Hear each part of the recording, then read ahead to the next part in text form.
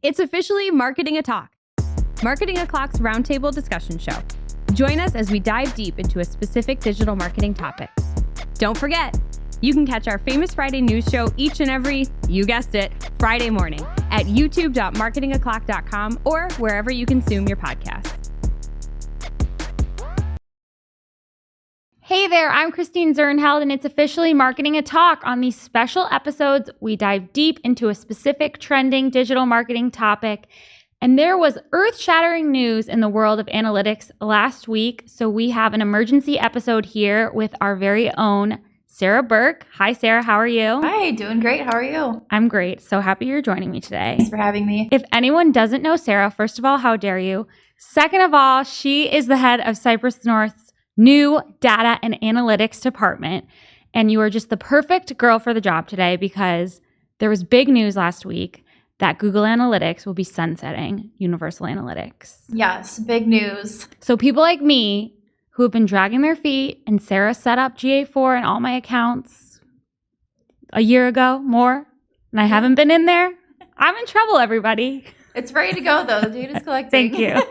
Okay, so tell us more about this announcement. Yep. So basically last week they announced that Universal Analytics is going to be sunsetting in 2023. So what that means is July 1st, 2023, Universal Analytics is going to stop collecting data. And on October 1st, 2023, Google Analytics 360 will stop collecting data. Okay. So after that date, July 1st, 2023, is that data just gone? What's happening with the data? We will have 6 months after that to figure out what to do with our data, store it somewhere. But after that 6-month kind of grace period, it's all going to be going away. That's pretty soon. Yep. It feels very soon.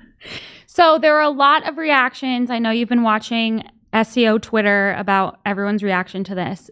Take us through your reaction to the announcement. Were you surprised? Are you annoyed? How are you feeling? Yeah, it felt a little inevitable because GA4 was released in October 2020, so we knew a date would be coming. It feels a little premature, though, since they are still making so many changes in GA4 and releasing updates, and they just revamped the homepage really recently. Like, pretty big changes are still happening. So I would have liked to see the announcement once it's more of a finished product and people know what they'll have, what they won't have, and it can kind of help make those decisions on if they need to switch platforms or what needs to be done. Okay. So what do you think are the biggest things that are missing that would have made you feel better about the announcement? Would love to have views or some sort of GA4 version of views. And that was news to me because, again, I'm not in GA4 yet. Sorry, everybody. Sorry, Sarah. It's all right. That's what we're here for. No views. No views.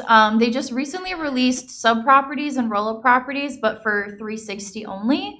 So still in our free version, there's no view.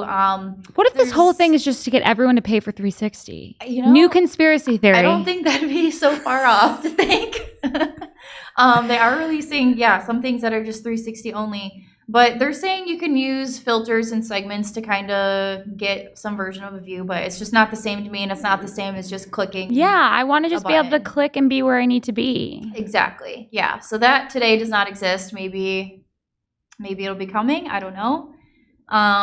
Annotations.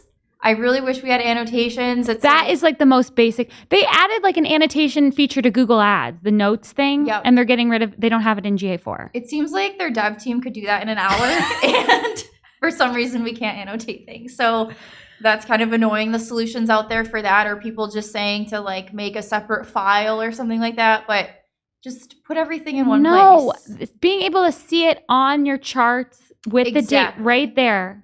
And little I think annotation. That's one of the reasons why people just don't go into GA4 because they have all their stuff set up so easily in Universal.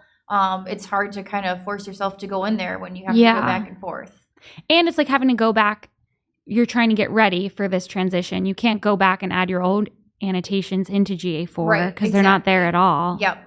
This is just overwhelming. It's gonna be a little bit of a learning curve and kind of annoying to get everything combined and set up. Is there anything? Well, first of all, is there anything else you think is big that's missing? I think site speed metrics I would like to see too. So there's no site speed metrics in GA4, and they put so much emphasis on site speed. It's kind of surprising that's not in there. They're saying to use Lighthouse in combination with GA4 or there's the core web vitals and search console. But again, then you're in 5 different things trying to get all your metrics. So when you're already in UA and GA4. Exactly. So just some site speed metrics would be nice too. Yeah, those would probably be the biggest. But then there's other things that other people are complaining aren't in GA4 and you're fine with, right? Good riddance. Yeah, so I think I've talked about this a few times. Bounce rate, that's not in there, so I'm fine with that. Bounce rate can bounce on away. Yes, that never needs to come back. I don't think it's a great metric. Can you explain why? Yeah, so I just think that a lot of times a bounce rate is really a one-page visit. So I don't necessarily think a one-page visit is a bad thing a lot of times, especially if your SEO is working how you want it to and someone lands on the right page and then just grabs the phone number or something like that, contacts you. That's a great visit, but it'll technically be a bounce. So that can go. A lot of the other complaints are just things that are kind of difficult to find, metrics that you kind of have to dig for, which I agree with. I've been using the custom reports a lot for things like that. So the whole explore section, there's a lot of flexibility with custom reports. So anything that I can't find easily, I'm just making a report for and saving it so I can just jump back in. That's not too bad. It's not too bad. And then too, with the new homepage update, they're pulling in like frequently viewed reports and recently viewed. So that should help make things easier if there's something that you're always jumping to. Okay. That doesn't sound too scary. Sorry for that little tangent. It's not so bad. So why do you think they announced this here in March 2022? So according to Google, they're saying that Universal Analytics is obsolete because it was desktop focused, session based, and we're moving into a more mobile first environment. So GA4 is kind of more future proof, built to handle that, better cross device tracking. It doesn't rely on cookies as much as Universal Analytics. So I think that kind of brings me to the bigger point, and Greg talked about this on Marketing O'Clock last week, is the privacy factor. So user privacy has been a hot topic really for the last few years. GDPR, all these laws coming into place. So it's built with privacy kind of at the forefront. So I think they're just trying to move forward on this quickly, especially since they did have issues with GDPR fairly recently about Universal Analytics not being compliant and things like that. So I think they're just trying to get it out of here at this point. And I also just think putting a date on it, for me, this is giving me the nudge. Like for people who aren't into analytics as much as you are, I'm more inclined to go in there and play around because I know like my dad is not going to be in the UA anymore and I have to figure it out. Exactly. Yeah, I think it'll kind of give a lot of people that push to at least just see what's going on. And if they want to move platforms, they can, but just to get in there and make that decision. Yeah, but maybe they just needed to fix it up a little bit before so it wasn't as bad. Agree. Mm-hmm. There's a way to make everyone happy. Yeah. I know you have been using GA4 since it was released in 2020. So can you give any advice for people like me who have not been in there at all? Where do I start? So if you don't have GA4 installed at all, that's step one. Just get the code on the site. Get data collecting. If you have Tag Manager, it's even easier. So just get your data collecting. Step two, I would say, is to duplicate any events and conversion tracking that you have set up in Universal. It'll be a little easier because GA4 automatically collects some events out of the box. You just have to make sure the flips are, or the switches.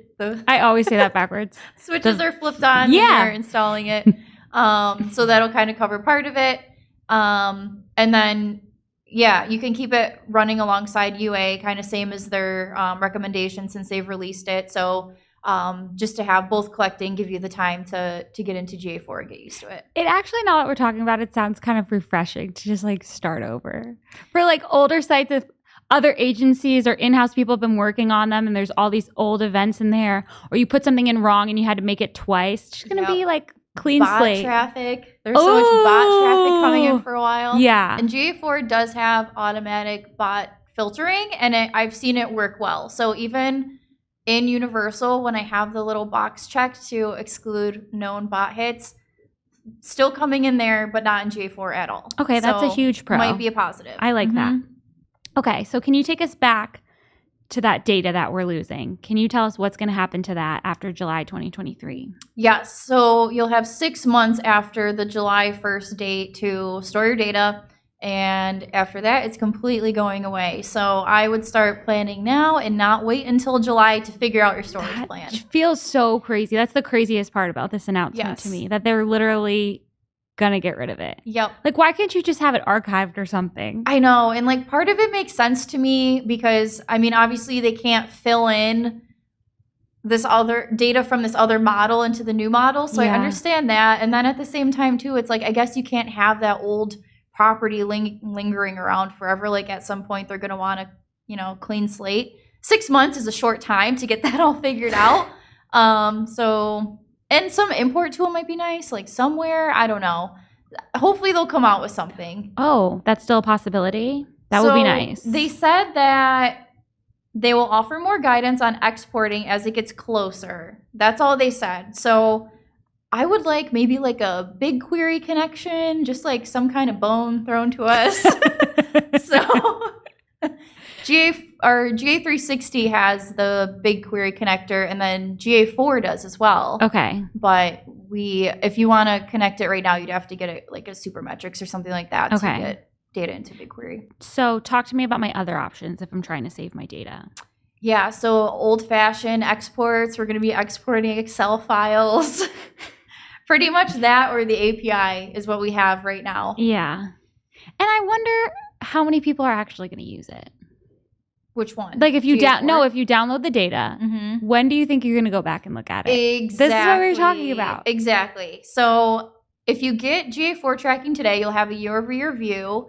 And then at that point, you might want to look at 2021. 2020 was like anomaly as it is. And then just 2019. Is it even relevant anymore? I don't know. Depends on the business.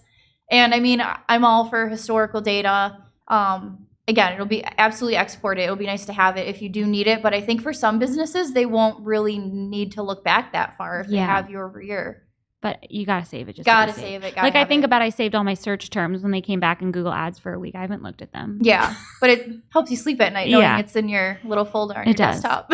Okay, new conspiracy theory. Maybe they're doing this so we just all forget about 2020. I would like to. So if that's the theory, maybe I'm even more on board than I thought. Okay, maybe that's what it's all about. Yeah. Or just upgrading to 360. They want our money. Uh-huh. Okay, so again, for anyone like me who doesn't know where to begin, after your first tips about getting it tracking, where can they go for more resources to learn how to use GA4? There's some really good websites out there that people have been making great content for. There's some courses out there. Some of my favorites are Ken Williams. His website has a ton of good articles about GA4, and he really dives deep into every topic and kind of unravels everything. So it's really nice to get that understanding. And then Krista Seiden, she has some good information on her website and even on Twitter. She's been sending out some really helpful tweets. Simo Ahava related to installation, kind of using GTM and GA4. I'm a big fan of his. So we know how much you love Simo. Yep. And then Julius from analyticsmania.com. I am a big fan of his website as well, and he has a course on GA4. Okay, that's really important because when you're looking for it on Twitter, all you see is people complaining. You don't see anyone trying to help. I know. Yes. There's actually really helpful stuff out there. Yeah. So just get in there. Okay, and don't forget they can call you too. Absolutely. Maybe not call. I'm just kidding. Call, email. Yeah, but you could answer any questions, and then you can also help people get set up on it, right? Yep. Yeah. So I've set up all the GA4 properties here for all of our clients back in 2020, and any new website we get, I set that up. So I'm here to help. Yep. So you are at Data by Sarah, right? On Twitter. By the way, have you noticed that I keep switching data throughout this whole episode? I haven't, but I'm just trying to make everyone happy. Yes. Or if you want to go to our website and submit a contact form, get in touch with us. We are cypressnorth.com, and we can definitely help anyone get set up. Not me, Sarah can. Yep, I'll be here. Sarah, thank you so much for being here. Thank you for having me. I'm sure everyone really appreciates your help with all this. It's scary, but we can do it together. We can do it. We got this. So it is officially not Marketing O'Clock. If you're new here, don't forget we release new shows every single Friday Rain or shine, you can catch them wherever you're listening to this. So thanks, and we'll see you next week. Did you seriously make it all the way through that episode of Marketing O'Clock? Good for you. If you're looking for more content, there is a lot more where that came from. So click to watch our latest episode with plenty of digital marketing news and hot takes. Also, please subscribe to our show and like this episode because my job depends on it.